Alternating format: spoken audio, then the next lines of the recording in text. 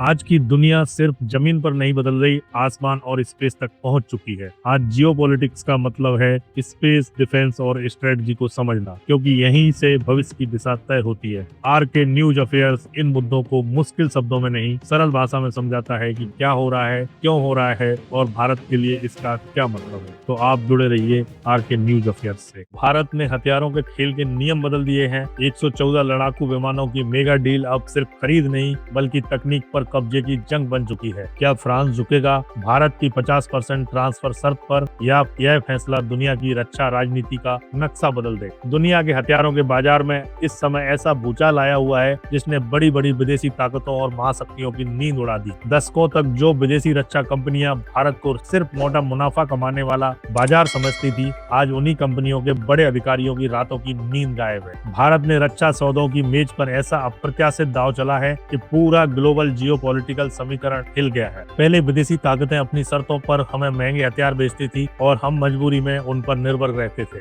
इसी निर्भरता का फायदा उठाकर दुश्मन देश अंतर्राष्ट्रीय दबाव बनाने की कोशिश करते थे। लेकिन अब दिल्ली के साउथ ब्लॉक में बैठी सरकार ने खरीद फरोख्त के पुराने नियमों को बदलते हुए साफ संदेश दे दिया है कि खेल अब हमारी शर्तों पर होगा। भारतीय वायुसेना जिस बड़ी जंगी तैयारी पर तेजी से काम कर रही थी, उसी को लेकर अब ऐसा मोड़ आया है कि जिसने पश्चिमी रक्षा खेमे में खलबली मचा दी है। भारत एक सख्त और ठोस मांग पर अड़े गए और इस मांग ने बड़ी बड़ी महाशक्तियों को सोचने पर मजबूर कर दिया है। यह फैसला चीन और पाकिस्तान के रणनीतिक हलकों में भी बेचैनी पैदा कर रहा है, क्योंकि अगर भारत की शर्तें मान ली जाती हैं तो देश के भीतर ही ऐसा विशाल रक्षा ढांचा तैयार होगा जिसका मुकाबला करना आसान नहीं होगा। यह पूरा मामला भारतीय वायुसेना के 114 नए अत्याधुनिक लड़ाकू विमानों की खरीद से जुड़ा है। इस परियोजना को MRFA multi role fighter aircraft project के नाम से जाना जाता है। दुनिया की कई बड़ी कंपनियां इस डील पर नजर गड़ाए बैठी हैं। सबसे आगे जिस नाम की चर्चा है वह है फ्रांस का राफेल, वही राफेल जिसने अम्बाला एयरबेस पर उतरते ही क्षेत्रीय समीकरण बदल दिए थे। भारतीय वायुसेना उसकी मारक क्षमता और उसकी मारक ताकत और तकनीकी श्रेष्ठता से प्रभावित है, इसलिए 114 विमानों की इस दौड़ में फ्रांस की कंपनी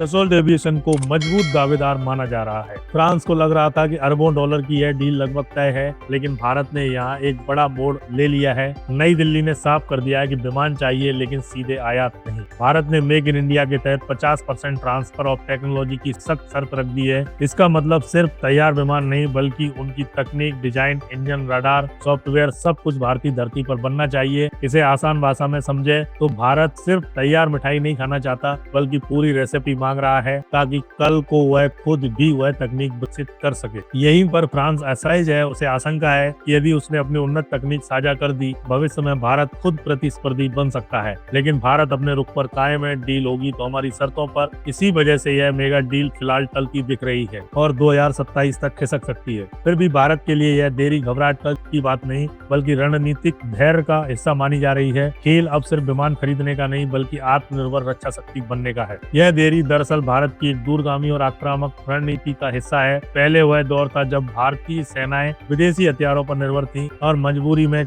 ऊंची कीमतें चुकानी पड़ती थी। लेकिन अब हालात बदल चुके हैं। रक्षा मंत्रालय की रणनीति का मूल मंत्र है पूर्ण आत्मनिर्भरता। अब विदेशी कंपनियों को भारत का विशाल बाजार चाहिए, पर भारत उतना मजबूर नहीं है। अगर फ्रांस 114 विमान भारत में बनाने पर तैयार नहीं होता तो देश के पास अपनी स्वदेशी विकल्प मौजूद हैं, जैसे HAL तेजस मार्क 2 और HAL-M का। भारत ने स्पष्ट कर दिया है कि यह साधारण सौदा नहीं है। 114 विमानों का अर्थ है अरबों डॉलर का निवेश। इतना बड़ा निवेश होगा तो उसका लाभ भारतीय उद्योग, युवाओं और रक्षा इकोसिस्टम को मिलना ही चाहिए। यदि डसॉल्ट एविएशन भारत में उत्पादन इकाई स्थापित करती है तो सैकड़ों भारतीय कंपनियों को बड़े ठेके मिलेंगे, हजारों युवाओं को उच्च स्तरीय एरोस्पेस प्रशिक्षण मिलेगा। इससे भारत सिर्फ आयात तक नहीं बल्कि संभावित निर्यात तक की कतार में खड़ा हो सकता है। रणनीतिक रूप से यह चीन के लिए चिंता का विषय है। संख्या के लिहाज से उसकी वायुसेना बड़ी हो सकती है, लेकिन जब तकनीक और निर्माण क्षमता देश के भीतर हो तो युद्ध काल में विदेशी सप्लाई चेन पर निर्भरता खत्म हो जाती है। किसी पुर्जे में खराबी आए तो उसे देश के भीतर ही तेजी से बदला जा सकता है। पेरिस पर भी दबाव है। फ्रांस जानता जानता है कि भारत जैसा बड़ा ग्राहक हाथ से निकलना उसकी रक्षा उद्योग के लिए बड़ा झटका होगा। इसलिए वह ऐसा मध्य मार्ग खोजने की कोशिश में है जिससे भारत की 50% तकनीकी हस्तांतरण की मांग भी पूरी हो और उसकी संवेदनशील तकनीक भी सुरक्षित रहे। असल में यह सिर्फ 114 राफेल का मामला नहीं है, यह उस व्यापक अभियान का हिस्सा है जिसके जरिए भारत एशिया में अपनी सामरिक स्थिति मजबूत करना चाहता है। भारतीय वायुसेना स्क्वाड्रन संख्या बढ़ाने पर काम कर रही है ताकि भविष्य में 2 मोर्चों की चुनौती का सामना किया जा सके। भारत पहले से ही कई क्षेत्रों में आत्मनिर्भरता दिखा चुका है, जैसे ब्रह्मोस मिसाइल और स्वदेशी विमान वाहक पोत INS विक्रांत। इन परियोजनाओं ने यह संकेत दिया है कि देश जटिल रक्षा प्लेटफॉर्म विकसित करने की क्षमता रखता है। ऐसे माहौल में भारत का सख्त रुख कूटनीतिक वजन भी रखता है। फ्रांस के लिए यह डील अत्यंत महत्वपूर्ण है, जबकि भारत के लिए यह दीर्घकालिक सामरिक निवेश है। साथ ही भारत के पास विकल्प भी है, जैसे अमेरिका का F-21 F सीरीज प्रस्ताव या स्वीडन का साफ जेस 39 ग्रिफिन। यही वजह है कि बातचीत की मेज पर भारत का पक्ष मजबूत माना जा रहा है। आपकी क्या राय है वो दोस्तों? अगर आप खबरों से आगे जाकर रणनीति को समझना चाहते हैं, अगर आप जानना चाहते हैं कि स्पेस, डिफेंस और ग्लोबल पावर भविष्य को कैसे आकार दे रहे हैं, तो RK न्यूज अफेयर्स से जुड़िए। इस वीडियो को लाइक कीजिए, चैनल को सब्सक्राइब कीजिए और बेल नोटिफिकेशन ऑन रखिए, क्योंकि यहाँ शोर नहीं स्पष्ट सोच मिलती है। आपका एक सपोर्ट हमें वह आजादी देता है जहाँ विश्लेषण डेटा से चलता है, डर से नहीं।